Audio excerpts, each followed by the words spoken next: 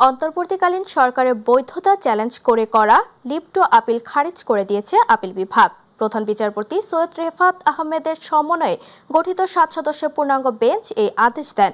আইনজীবীরা জানান, গণ অভ্যুত্থানের ম্যান্ডেট নিয়ে গঠিত সরকার নিয়ে প্রশ্ন তোলার সুযোগ নেই, তাই অন্তর্বর্তী সরকারের শপথ বৈধ। গত বুধবার অন্তর্বর্তী সরকারের বৈধতা নিয়ে লিভ টু আপিল শুনানিতে অ্যাটর্নি জেনারেল বলেন, গণ অভ্যুত্থানের পর গঠন হওয়া সরকারের বৈধতা নিয়ে প্রশ্ন তোলার সুযোগ নেই। যে সরকার শপথ নেওয়ার পর সুপ্রিম কোর্ট পুনর্গঠন করেছে, সেই আদালতে গিয়ে সেই সরকারের বৈধতা নিয়ে প্রশ্ন তোলা স্ববিরোধী।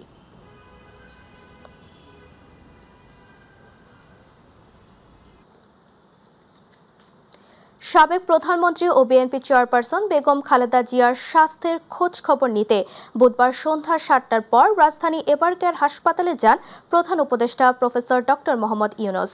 হাসপাতালে পৌঁছালে বিএনপি মহাসচিব মির্জা ফখরুল ইসলাম আলমগীর, বেগম খালেদা জিয়ার ব্যক্তিগত চিকিৎসক অধ্যাপক ডক্টর এস.জেড.এম জাহিদ হোসেন সহ পরিবারের সদস্যরা প্রধান উপদেষ্টাকে স্বাগত জানান। এ সময় তিনি বেগম খালেদা জিয়ার পরিবার ও দলের নেতাকর্মীদের ধৈর্য ধারণের আহ্বান জানান। বেগম খালেদা জিয়ার শারীরিক অবস্থা সম্পর্কে তার চিকিৎসক দল প্রধান উপদেষ্টাকে ব্রিফ করেন। তারা জানান, যুক্তরাষ্ট্রের মাউন্ট সিনাই ও জনস হপকিন্স এবং যুক্তরাজ্যে ও চীন সহ বিভিন্ন দেশের বিশেষজ্ঞ চিকিৎসকদের তত্ত্বাবধান ও সহায়তায় বেগম জিয়ার চিকিৎসা চলছে। এদিকে বেগম জিয়ার রোগমুক্তি কামনায় আগামীকাল বা জুমা দেশের সব মসজিদে দোয়ার আহ্বান জানিয়েছেন অন্তর্বর্তী সরকার। দর্শক, এই মুহূর্তে এবারকেয়ার হাসপাতালের সামনে আছেন সহকর্মী ইউসুফ আলী। চলে যাচ্ছি তার কাছে। ইউসুফ, বিএনপি চেয়ারপারসন খালেদা জিয়ার শারীরিক অবস্থা ও চিকিৎসার বিষয়ে সর্বশেষ কি খবর আছে আপনার কাছে, আমাদের জানাবেন। তাবাসসুম, আপনি জানেন যে গত রাতে চীন থেকে একটি প্রতিনিধি দল এসেছেন এবং গতকাল সকালে কিন্তু যুক্তরাজ্য থেকে আরেকটি প্রতিনিধি দল এসেছিলেন। রাতে যুক্তরাজ্য, যুক্তরাষ্ট্র এবং চীনের এই 3টি দেশের বিশেষজ্ঞ চিকিৎসকের সমন্বয়ে একটি টিম গঠন করা হয়েছে। তাদের তত্ত্বাবধানে কিন্তু এবং তাদের পরামর্শে কিন্তু বেগম খালেদা জিয়াকে চিকিৎসা দেওয়া হচ্ছে।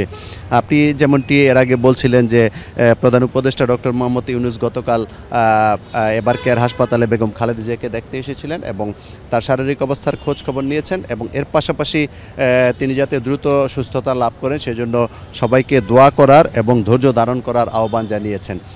আজকে গত রাতের পর থেকে আজকে কিন্তু বেগম খালেদা জিয়ার অবস্থা আগের মতোই স্থিতিশীল রয়েছে। অর্থাৎ এই যে 3টি দেশের সমন্বয়ে গঠিত বিশেষজ্ঞ চিকিৎসকের টিম, তারা আপ্রাণ চেষ্টা চালিয়ে যাচ্ছেন। গত রাতে তারা একটি বৈঠক করেছেন এবং বৈঠকে তারা বেগম খালেদা জিয়াকে কীভাবে দ্রুত সুস্থ করে তোলা যায় সে বিষয়ে সলা পরামর্শ করে তার চিকিৎসা সেবা প্রদান করে যাচ্ছেন। তবে যদিও প্রধান উপদেষ্টা আসার পর সেখানে বিএনপির তরফ থেকে কিন্তু আমাদেরকে কোনো কিছু জানানো হয়নি।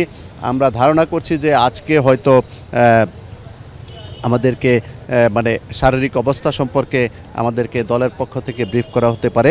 অর্থাৎ দলের পক্ষ থেকে যেটি বলা হয়েছিল যে শুধুমাত্র খালেদা জিয়ার শারীরিক অবস্থা নিয়ে সাংবাদিকদের সঙ্গে কথা বলবেন বিএনপির স্থায়ী কমিটির সদস্য ডাক্তার এস.জেড.এম জাহিদ হোসেন।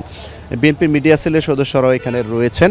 আমরা প্রত্যাশা করছি যে বেগম খালেদা জিয়ার শারীরিক অবস্থা কেমন এটি যেমন সারা দেশবাসী জানতে মানে কৌতূহলী হয়ে উঠেছেন, আগ্রহ প্রকাশ করছেন, ঠিক তাদেরকে এই খালেদা জিয়ার শারীরিক অবস্থা জানাতে হয়তো দলের পক্ষ থেকে সংবাদ সম্মেলন করবেন। সংবাদ সম্মেলন করলে হয়তো আমরা জানাতে পারবো যে অর্থাৎ গতকাল থেকে আজকে পর্যন্ত বেগম খালেদা জিয়ার শারীরিক অবস্থা উন্নতি না অবনতি না স্থিতিশীল রয়েছে সেটি হয়তো আমরা জানাতে পারবো। তবে বিশ্বস্ত সূত্রে আমরা যেটি জানতে পেরেছি যে বেগম খালেদা জিয়ার শারীরিক অবস্থা এখনও স্থিতিশীল রয়েছে।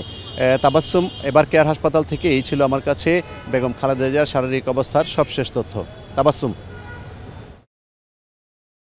ইউসুফ, আপনাকে ধন্যবাদ। দর্শক, এবারকেয়ার হাসপাতালের সামনে থেকে বিএনপি চেয়ারপারসন বেগম খালেদা জিয়ার শারীরিক অবস্থা ও চিকিৎসা নিয়ে সবশেষ তথ্য জানাচ্ছিল আমাদের সহকর্মী ইউসুফ আলী। চলে যাচ্ছি পরবর্তী সংবাদে।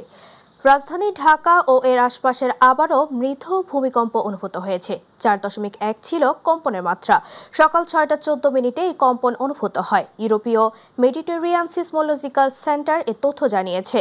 ভূমিকম্পের গভীরতা ভূপৃষ্ঠ থেকে 30 কিলোমিটার, উৎপত্তিস্থল নরসিংদীতে, যা টঙ্গী থেকে 20 কিলোমিটার পূর্ব উত্তর পূর্বাঞ্চলে। এর আগে সোমবার কক্সবাজার ও চট্টগ্রামে ভূমিকম্প অনুভূত হয়। সংস্কারের অভাবে তীব্র মাত্রার ভূমিকম্প ছাড়াই নোয়াখালীতে কয়েক শত ভবন ভেঙে পড়বে বলে আশঙ্কা করছেন স্থানীয়রা। এতে বসবাস করা লক্ষাধিক লোকের প্রাণহানি ঘটার পূর্বে প্রশাসনের হস্তক্ষেপ কামনা করছে নোয়াখালীর সচেতন মহল সহ বিভিন্ন পেশার মানুষ। প্রতিনিধি ইউনুস শিকদার বাহারের পাঠানো তথ্যচিত্রে বিস্তারিত জানাচ্ছেন জুবাইর রহমান। নোয়াখালীর প্রাচীন জেলা কারাগার সহ প্রশাসনের পূর্বে পরিত্যক্ত ঘোষণা করা শতাধিক ভবন এখন মারাত্মক ভূমিকম্প ঝুঁকিতে। 6 থেকে 7 মাত্রার একটি মাঝারি বা তীব্র ভূমিকম্প হলে জেলার সদর মাইজদি, চৌমুহনী, বসুরহাট, সোনাইমুড়ি ও চাটখিল এলাকায় ব্যাপক প্রাণহানি ঘটতে পারে। বহু ভবনের ফাউন্ডেশন দুর্বল হয়ে পড়েছে, কয়েকটিতে দেখা দিয়েছে মারাত্মক ফাটলও। ব্রিটিশ ও পাকিস্তান আমলে নির্মিত নোয়াখালীর পুরনো ভবনগুলো আজ পরিণত হয়েছে আতঙ্কের ভারে। এরই মধ্যে প্রশাসন যেসব ভবনকে পরিত্যক্ত ঘোষণা করেছে তার সংখ্যা শতাধিক। এর তালিকায় রয়েছে জেলা প্রশাসক কার্যালয় এলাকা, পুরাতন জেলা কারাগার, সদর ফায়ার স্টেশন, পুলিশ সুপার কার্যালয়ের ভবন, সড়ক ও জনপথ বিভাগের নির্বাহী প্রকৌশলী দপ্তর, জেলা দায়রা জজের বাসভবন, নোয়াখালী সরকারি কলেজ, নোয়াখালী বিজ্ঞান ও প্রযুক্তি বিশ্ববিদ্যালয়ের আব্দুল সালাম হল, জেলা প্রাইমারি টিচার্স ট্রেনিং ভবন সহ আরও অনেক সরকারি ও বেসরকারি স্থাপনা। এই ভূমিকম্প হওয়ার পর থেকে আমরা নোয়াখালীবাসী যারা আছি, স্থানীয়রা, আমরা অনেক বেশি আতঙ্কের মধ্যে আছি। ফেটে গেছে বিভিন্ন জায়গা দিয়ে। ভূমিকম্প হইলে হয়তো কোনো সময় ভেঙে যাওয়ার সম্ভাবনা হইতে পারে। আমাদের সামান্য একটু ভূমিকম্পে হয়তো এটা ধসে পড়ার সম্ভাবনা থাকে। আমরা সবসময় ভয়ে ভয়ে এখানে কাজ করি। ইতোমধ্যে জেলার কয়েকটি ভবনে বড় ধরনের ফাটল দেখা দিয়েছে। স্থানীয়দের অভিযোগ, ঝুঁকিপূর্ণ ভবনগুলোতে এখনো চলছে বাণিজ্যিক কার্যক্রম। জীবন বাজি রেখে প্রতিদিন ব্যবসা করছেন অসংখ্য মানুষ। মাঝারি ধরনের কোনো ভূমিকম্প হলেও এই বিল্ডিং গুলো ধসে পড়তে পারে এবং বিপর্যয় সৃষ্টি করতে পারবে। এই যে ক্লাস চলাকালীন সময়ে যদি ভূমিকম্প হয় তাহলে অনেক হতাহতের সম্ভাবনা রয়েছে, অনেক ক্ষতিগ্রস্ত হওয়ার সম্ভাবনা রয়েছে। যে আমাদের যে কলেজ ভবনগুলি আছে এগুলো অত্যন্ত পুরনো, এগুলোর সংস্কার এখন পর্যন্ত হয়নি। বিশেষজ্ঞদের মতে এসব ভবনের বেশিরভাগই দুর্বল ফাউন্ডেশনে নির্মিত, ফলে মাঝারি মাত্রার ভূমিকম্পেও ধসে পড়ার শঙ্কা রয়েছে। শুধু তাই নয়, শতাধিক শিক্ষা প্রতিষ্ঠানের ভবনও ভূমিকম্পের ঝুঁকিতে রয়েছে। আপনারা জানেন যে নোয়াখালী বাংলাদেশের সবচেয়ে পুরাতন জেলাগুলোর মধ্যে একটা। তো শহরটা অনেক পুরাতন। এখানকার বেশিরভাগ ভবন স্থাপনা হলো অনেক পুরাতন, বিশেষ করে 50-60-এর দশকে তৈরি। সবচেয়ে ঝুঁকিপূর্ণ ভবন হিসেবে আলোচনায় রয়েছে নোয়াখালী জেলা কারাগার। 70 বছরেরও বেশি সময় আগে নির্মিত এই ভবনটি ভূমিকম্প ছাড়াই যে কোনো সময় ধসে পড়তে পারে বলে মনে করছেন সংশ্লিষ্টরা। এটা ভূমিকম্প হয়ে যাওয়ার পরে কিন্তু যেখানে গ্যাস লাইন আছে সেখানে কিন্তু অগ্নিকাণ্ড সংঘটিত হয়। তো সেই ব্যাপারেও আমরা সকলকেই বলছি যে আপনারা যত সম্ভব ভূমিকম্পের সময় বিদ্যুতের লাইনগুলি অফ করে রাখার চেষ্টা করবেন। বহু হতাহতের পূর্বেই প্রশাসনের সময়োপযোগী পদক্ষেপ নিলে বেঁচে যেতে পারে হাজার হাজার মানুষের প্রাণ, এমনই প্রত্যাশা নোয়াখালীর বিভিন্ন পেশার মানুষের। জুবাইর রহমান, মাই টিভি নিউজ। সরকারের আহ্বান উপেক্ষা করে 3 দফা দাবি বাস্তবায়নে চাপ বাড়াতে আন্দোলনে অনড় রয়েছে সরকারি প্রাথমিক বিদ্যালয়ের সহকারী শিক্ষকরা। ফলে সারা দেশের অধিকাংশ প্রাথমিক বিদ্যালয়ে চলমান কমপ্লিট শাটডাউন ও তালাবদ্ধ রাখার কর্মসূচি আজও অব্যাহত থাকবে। রাতে এক যৌথ ভার্চুয়ালি মিটিং শেষে প্রাথমিক শিক্ষক দাবি বাস্তবায়ন পরিষদ ও বাংলাদেশ প্রাথমিক সহকারী শিক্ষক সংগঠন ঐক্য পরিষদের পক্ষ থেকে এ ঘোষণা দেওয়া হয়েছে। বিজ্ঞপ্তিতে বলা হয়েছে, অর্থ মন্ত্রণালয়ের 10 নভেম্বরের প্রেস বিজ্ঞপ্তিতে সহকারী শিক্ষকদের বেতন স্কেল সংক্রান্ত প্রতিশ্রুতি দেওয়া হলেও 22 দিন অতিবাহিত হওয়ার পরও 3 দফা দাবি বাস্তবায়নের কোনো দৃশ্যমান অগ্রগতি নেই। 3 দফা দাবি প্রজ্ঞাপন জারি না হওয়া পর্যন্ত কমপ্লিট শাটডাউন কর্মসূচি চলমান থাকবে বলেও জানানো হয়েছে।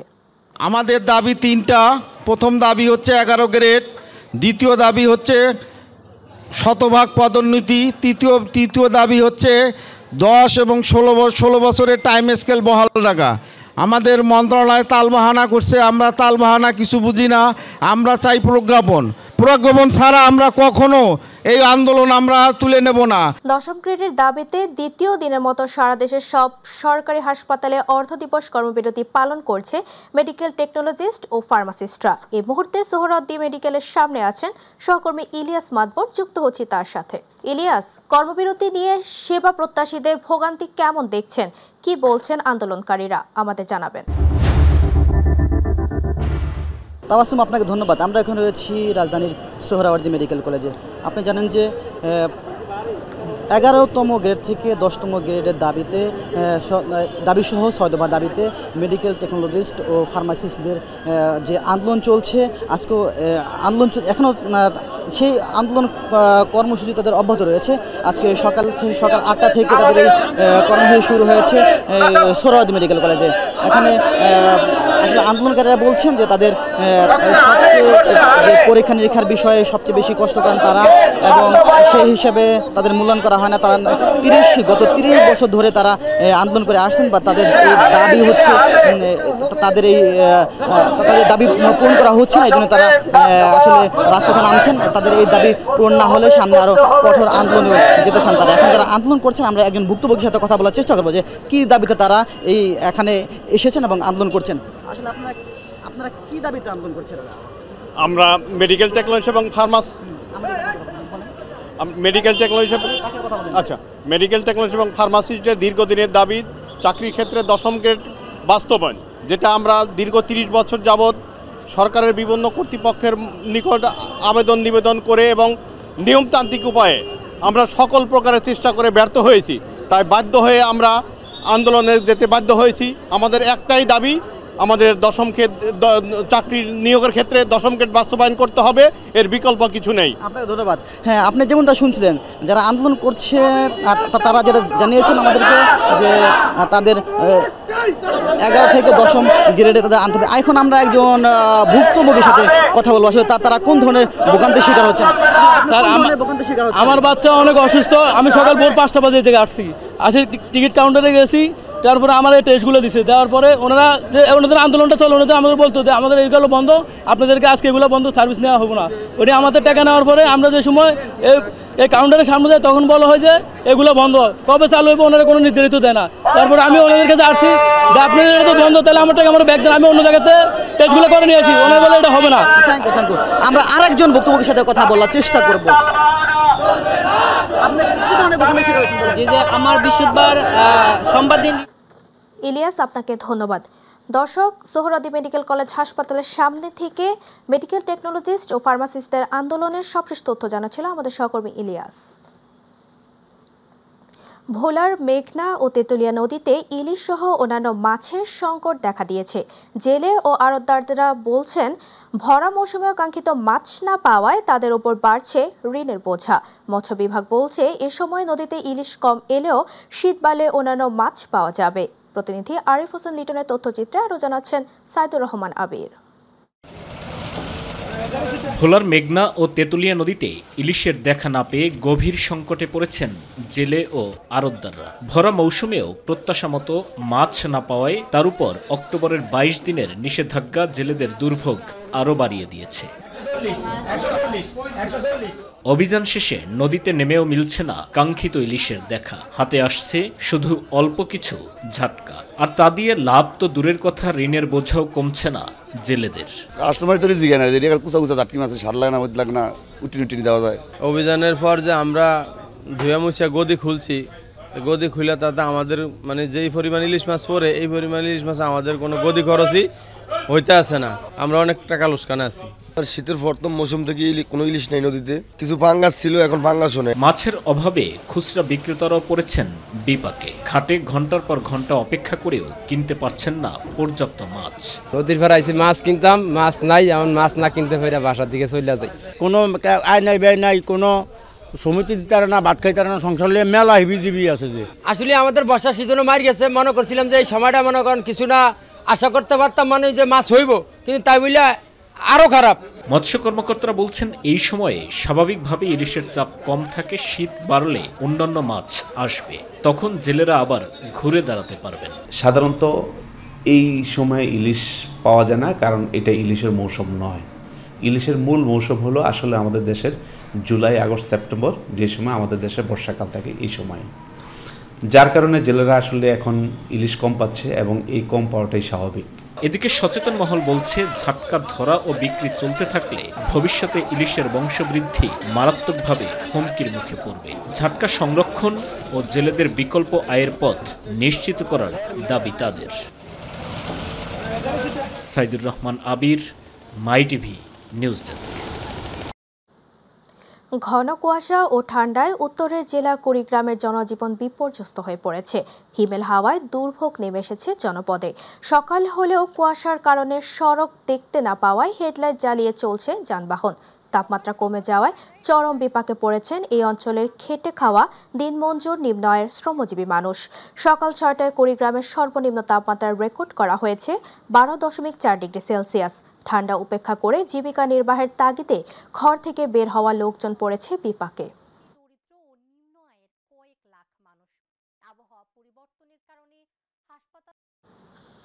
সারা দেশে বাড়ছে শীত, আর তাই শীত নিবারণে লেপ তোষক তৈরিতে ব্যস্ত কারিগররা।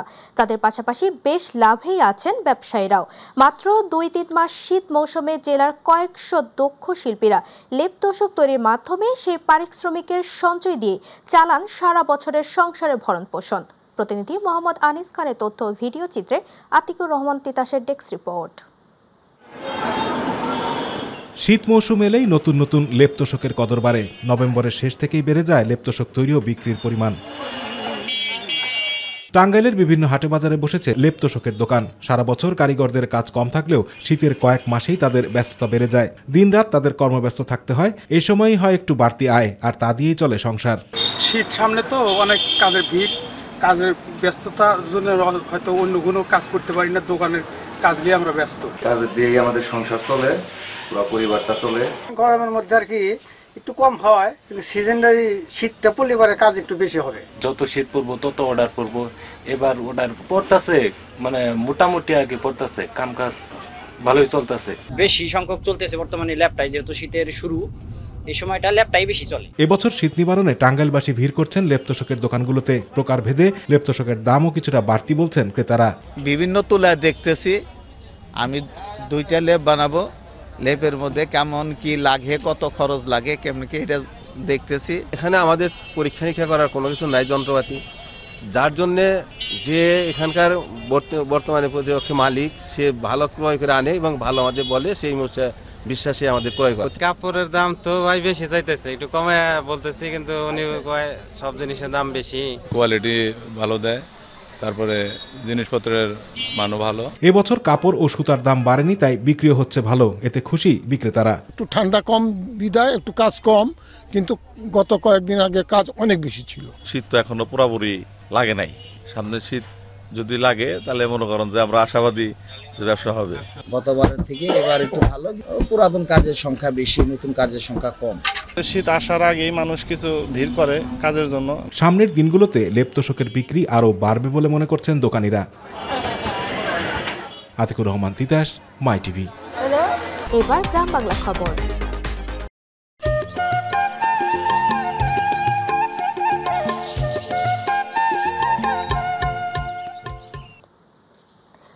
দিনাজপুরের চিরিরবন্দর উপজেলার ফতেজংপুর এলাকায় যাত্রীবাহী বাস ও ব্যাটারি চালিত ভ্যানের মুখোমুখি সংঘর্ষে 2 জন নিহত হয়েছে। বুধবার সন্ধ্যায় ফতেজংপুর ইপিজেড সংলগ্ন এলাকায় এই দুর্ঘটনা ঘটে। স্থানীয়রা জানান, জামায়াতের সমাবেশ শেষ করে রংপুর থেকে দিনাজপুরগামী একটি যাত্রীবাহী বাস দ্রুত গতিতে আসছিল। এ সময় বিপরীত দিক থেকে আসা একটি যাত্রী বোঝাই ব্যাটারি চালিত ভ্যানের সঙ্গে বাসটির সংঘর্ষ হলে ভ্যানটি দুমড়ে মুচড়ে যায়। ঘটনাস্থলেই আতরি ও মোর্শেদা বেগম 2 জন ইপিজেড কর্মী মৃত্যু হয়। এই ঘটনায় আহত 13 জনকে সৈয়দপুর উপজেলা স্বাস্থ্য কমপ্লেক্সে ভর্তি করা হয়েছে।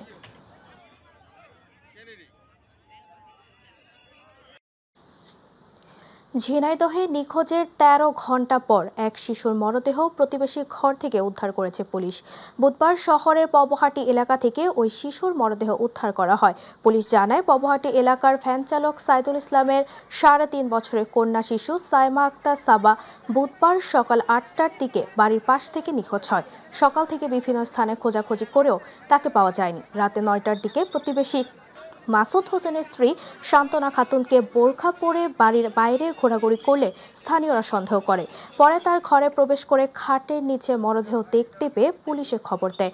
পুলিশ মরদেহ উদ্ধার করে ময়নাতদন্তের জন্য সদর হাসপাতালে মর্গে পাঠায়।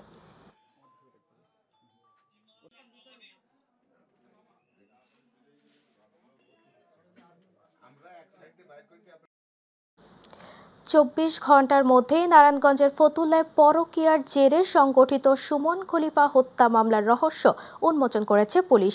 এই হত্যাকাণ্ডের সঙ্গে জড়িত নিহতের স্ত্রী সোনিয়া সহ 6 জনকে গ্রেফতার করেছে পুলিশ। সংবাদ সম্মেলনে বিস্তারিত তুলে ধরেন নারায়ণগঞ্জের পুলিশ সুপার মিজানুর রহমান মুন্সি। তিনি জানান, নিহতের স্ত্রী সঙ্গীত শিল্পী সোনিয়ার সঙ্গে পরকীয়ার জের ধরে হত্যাকাণ্ড ঘটে। সোনিয়ার সঙ্গে ধৃত আসামি মেহেদি হাসান ওরফে ইউসুফের অবৈধ সম্পর্কের কারণে স্বামী স্ত্রী প্রায় ঝগড়ায় জড়াত। এরই জেরে সোনিয়া ও ইউসুফ মিলে সুমনকে হত্যার পরিকল্পনা করে।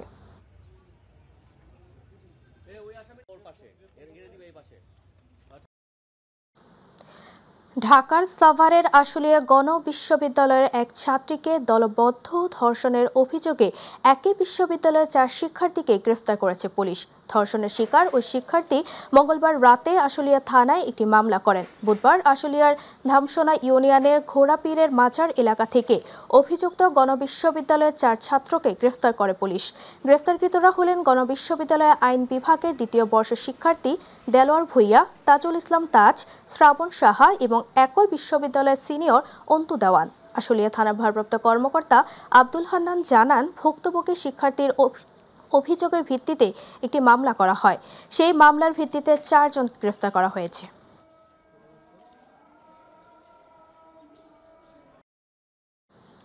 টাঙ্গাইলে নবাগত নাগরপুর উপজেলা নির্বাহী কর্মকর্তার পরিচিতি সভা হয়েছে। গতকাল উপজেলা পরিষদ হল রুমে মুক্তিযোদ্ধা, জনপ্রতিনিধি, সাংবাদিক, শিক্ষক, ইমাম ও বিভিন্ন রাজনৈতিক দলের সাথে পরিচিতি সভার আয়োজন করে উপজেলা প্রশাসন।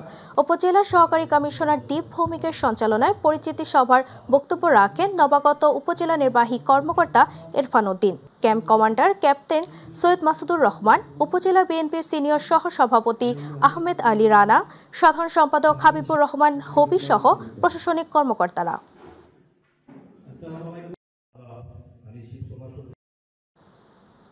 পটুয়াখালীর বাউফল উপজেলায় নতুন উপজেলা নির্বাহী কর্মকর্তা হিসেবে যোগদান করেছেন সালেহ আহমেদ। উপজেলা নির্বাহী কর্মকর্তার কার্যালয়ে আনুষ্ঠানিকভাবে সদ্য বিদায়ী উপজেলা নির্বাহী কর্মকর্তা আমিনুল ইসলাম তার হাতে দায়িত্ব হস্তান্তর করে। দায়িত্ব হস্তান্তর অনুষ্ঠানের আগে বিদায়ী উপজেলা নির্বাহী কর্মকর্তা আমিনুল ইসলাম নবাগত উপজেলা নির্বাহী কর্মকর্তা সালেহ আহমেদকে ফুল দিয়ে শুভেচ্ছা জানান এবং কুশল বিনিময় করেন। পরে উপজেলা পরিষদের মিনি কনফারেন্স রুমে বিভিন্ন রাজনৈতিক নেতা, সামাজিক সংগঠনের প্রতিনিধি সহ স্থানীয় সাংবাদিকদের উপস্থিতিতে নতুন উপজেলা নির্বাহী কর্মকর্তা তার বিভিন্ন অভিজ্ঞতা তুলে ধরেন।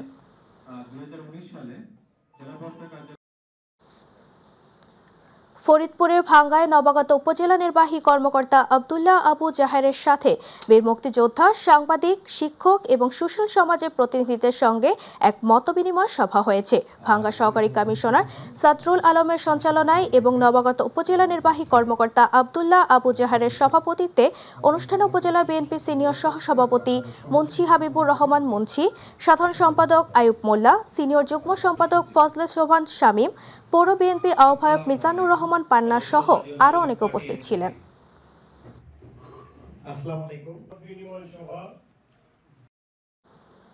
বিএনপি চেয়ারপারসন বেগম খালেদা জিয়ার রোগ মুক্তি ও দীর্ঘায়ু কামনায় রাজধানীর উত্তরায় দোয়া মাহফিল হয়েছে।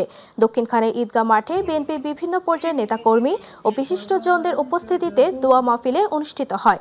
ঢাকা মহানগর উত্তর বিএনপি সদস্য আলী আকবর আলীর সভাপতিত্বে অনুষ্ঠানের প্রধান অতিথি ছিলেন ঢাকা মহানগর উত্তর বিএনপির যুগ্ম আহ্বায়ক এস.এম. জাহাঙ্গীর হোসেন। বিশেষ অতিথি ছিলেন ঢাকা মহানগর উত্তর বিএনপির যুগ্ম আহ্বায়ক আক্তার হোসেন এবং বাংলাদেশ জাতীয়তাবাদী স্বেচ্ছাসেবক দলের সাবেক সহসভাপতি মোহাম্মদ জামির হোসেন।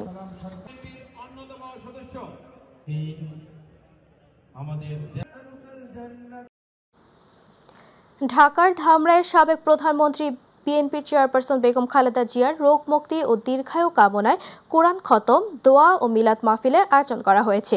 সাবেক সাধারণ সম্পাদক, ধামরা উপজেলা যুবদল ও সুতিপাড়া ইউনিয়ন পরিষদের চেয়ারম্যান রমিজুর রহমান চৌধুরী রোমার সার্বিক সহযোগিতায় প্রধান অতিথি হিসেবে উপস্থিত ছিলেন ঢাকা জেলা যুবদলের সভাপতি ইয়াসিন ফেরদৌস মুরাদ।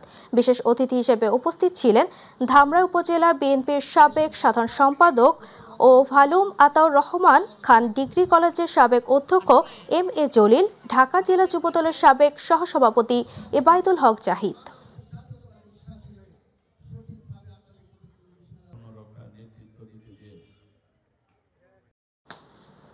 সাবেক প্রধানমন্ত্রী বেগম খালেদা জিয়ার রোগ মুক্তি দ্রুত সুস্থতা কামনা করে গাজীপুরে গণদোয়া মাহফিল অনুষ্ঠিত হয়েছে। গাজীপুর ঐতিহাসিক রাজবাড়ী ময়দানে বুধবার এই গণদোয়া মাহফিল অনুষ্ঠিত হয়। দোয়ার পূর্ব আলোচনায় অংশ নেয় জেলা পরিষদ চেয়ারম্যান হাসান উদ্দিন সরকার, গাজীপুর মহানগর বিএনপির সভাপতি শওকত হোসেন সরকার, গাজীপুর 2 আসনে বিএনপির মনোনীত সংসদ সদস্য প্রার্থী মনজুরুল করিম রনি, জামায়াত ইসলামী গাজীপুর 2 আসনের মনোনীত প্রার্থী হোসেন আলী, গাজীপুর মহানগর দলের সিনিয়র যুগ্ম আহ্বায়ক SM ইমরান রেজা।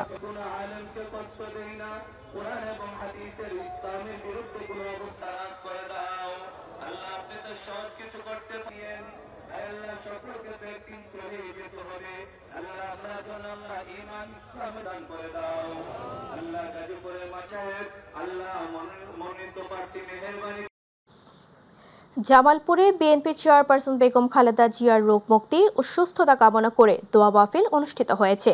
শহরের ফৌজদারি মোড়ে জেলা বিএনপি এই কর্মসূচির আয়োজন করে। জেলা বিএনপি সিনিয়র সহসভাপতি লোকমান আহমেদ খান লোটনের সভাপতিত্বে বিএনপির জাতীয় নির্বাহী কমিটির সহ সাংগঠনিক সম্পাদক শাহ ওয়ারেস আলী মামুন, জেলা বিএনপির সহসভাপতি শহীদুল হক খান দুলাল, সাংগঠনিক সম্পাদক শফিকুল ইসলাম খান সজীব সহ অন্যান্যরা বক্তব্য রাখেন।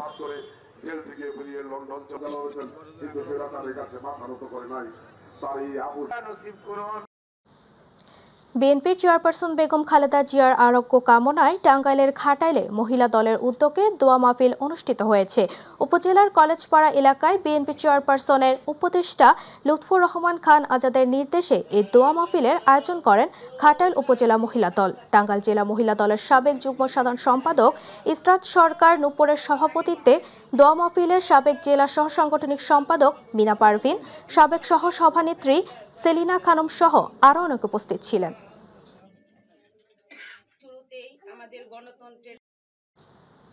দিনাজপুরের পার্বতীপুরে বিএনপি চেয়ারপারসন বেগম খালেদা জিয়ার রোগ মুক্তি ও সুস্থতা কামনায় দোয়া মাহফিল হয়েছে। পার্বতীপুর উপজেলা ও পৌর যুবদলের উদ্যোগে গতকাল রাতে দলীয় কার্যালয়ে অনুষ্ঠানের আয়োজন করা হয়। এ সময় পার্বতীপুর উপজেলা বিএনপির সিনিয়র সহসভাপতি AZM মেনহাজুল হক, উপজেলা যুবদলের আহ্বায়ক আতিকুর রহমান স্বপন, পৌর যুবদলের আহ্বায়ক রবিউল ইসলাম বাবু, বিএনপি নেতা প্রকৌশলী আরিফুল হক রিয়াল সহ সংশ্লিষ্টরা উপস্থিত ছিলেন।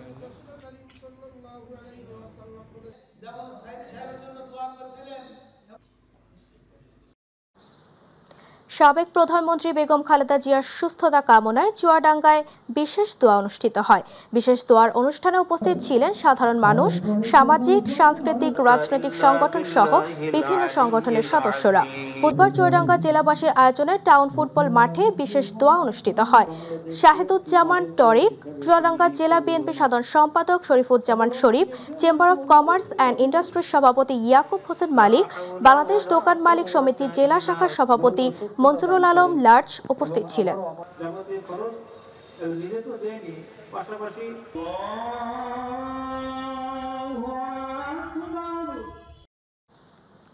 বিএনপি চেয়ারপারসন বেগম খালেদা জিয়ার সুস্থতা ও দ্রুত আরোগ্য কামনায় কুষ্টিয়ার ভেড়ামারায় দোয়া মাহফিল করেছে বিএনপি।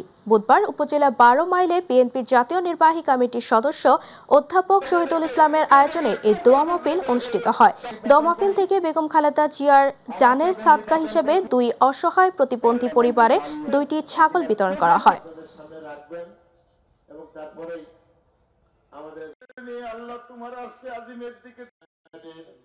হাতে দিলেন, এইটা উনি গ্রহণ করলেন এবং তাদের হাতে তুলে দিলেন। সিরাজগঞ্জের চোহালীর এনায়েতপুর থানাধীন যমুনার চরে বিএনপি চেয়ারপারসন বেগম খালেদা জিয়ার রোগ মুক্তি ও সুস্থতা কামনায় কোরআন খতম ও দোয়া মাহফিল হয়েছে। ইউনিয়ন বিএনপির সাবেক আহ্বায়ক এমদাদুল হকের সভাপতিত্বে ও সিনিয়র যুগ্ম আহ্বায়ক জাকির হোসেনের সঞ্চালনায় প্রধান অতিথি ছিলেন সিরাজগঞ্জ 5 বিএনপির প্রার্থী আমিরুল ইসলাম খান আলিম। এ সময় বিশেষ অতিথি ছিলেন জেলা বিএনপির উপদেষ্টা সাইদুল ইসলাম ও ইউসুফ মল্লিক লাকি।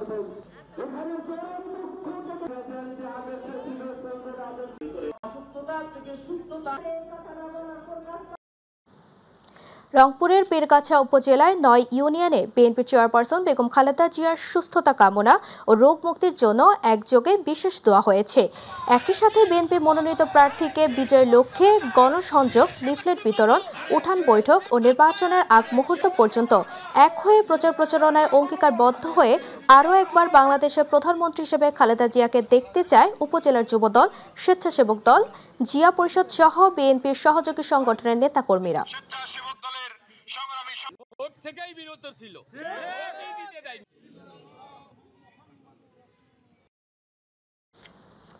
স্বৈরাচার সরকারের নির্যাতনে মারা গেছেন বিএনপি চেয়ারপারসন খালেদা জিয়ার ছোট্ট ছেলে আরাফাত রহমান কোকো। সাবেক প্রধানমন্ত্রী খালেদা জিয়ার সুস্থতা কামনায় দোয়া মাহফিল ও মোনাজাত অনুষ্ঠানে এমন অভিযোগ করেছেন কেন্দ্রীয় বিএনপির সহ শিক্ষা বিষয়ক সম্পাদক ও সাবেক সংসদ সদস্য হেলেন জেরিন খান। এ সময় তিনি বলেন, সৃষ্টিকর্তার অশেষ কৃপায় বেঁচে থাকা তারেক রহমান আগামীর বাংলাদেশের হাল ধরবেন। মাদারীপুর সদর উপজেলার নতুন বাসস্ট্যান্ড এলাকায় প্ল্যানেট কমিউনিটি সেন্টারে আয়োজন করা হয় সাবেক প্রধানমন্ত্রী বেগম খালেদা জিয়ার সুস্থতা কামনা ও দোয়া মিলাদ মাহফিল অনুষ্ঠান।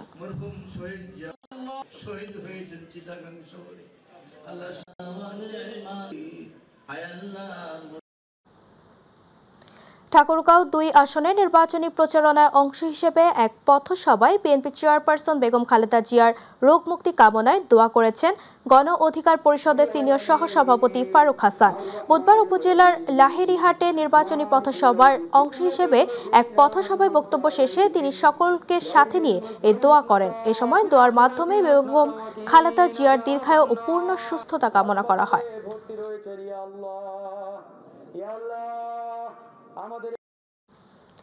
গাজীপুর প্রেস ক্লাবের সাংবাদিকদের সাথে গাজীপুর ২ আসন থেকে বিএনপির মনোনীত এমপি প্রার্থী এম মঞ্জুরুল করিম রনির মতবিনিময় সভা হয়েছে। মতবিনিময় সভায় গাজীপুর প্রেস ক্লাবের তত্ত্বাবধায়ক মণ্ডলীর সদস্য দেলওয়ার হোসেন, মাজহারুল ইসলাম মাসুম, শাহ শামসুল হক রিপন, ফারদিন ফেরদৌস, ক্লাবের সাবেক সভাপতি অধ্যাপক মুকুল কুমার মল্লিক, নাসির আহমেদ, মোস্তাফিজুর রহমান টিটু, সাবেক সাধারণ সম্পাদক আমিনুল ইসলাম, মনিরুজ্জামান সহ অন্যান্য সাংবাদিকরা উপস্থিত ছিলেন।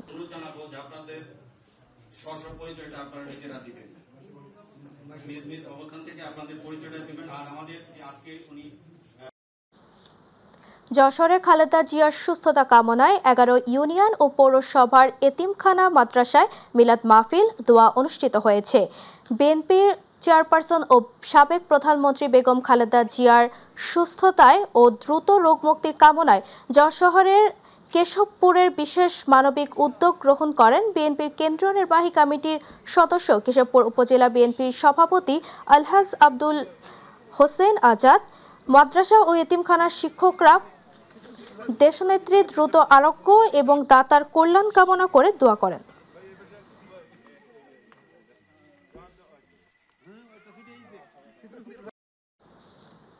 ভোলার চরফ্যাশনে আরাফাত রহমান কোকো স্মৃতি ফুটবল টুর্নামেন্টের ফাইনাল খেলা অনুষ্ঠিত হয়েছে।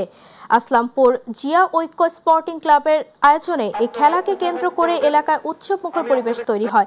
এ সময় কেন্দ্রীয় যুবদলের সাধারণ সম্পাদক ও ভোলা ৪ আসনে বিএনপি মনোনীত প্রার্থী নুরুল ইসলাম নয়ন প্রধান অতিথি থেকে ফাইনাল খেলা উদ্বোধন করেন। খেলা শেষে বিজয়ী ও রানার্স আপ দলের হাতে ট্রফি তুলে দেওয়া হয়। এবং এখানে অনেক মিডিয়ার বাইরে উপস্থিত মানে চূড়ান্ত বলে গণ্য হবে এবং ম্যানেজমেন্টের প্রত্যাশা রেখে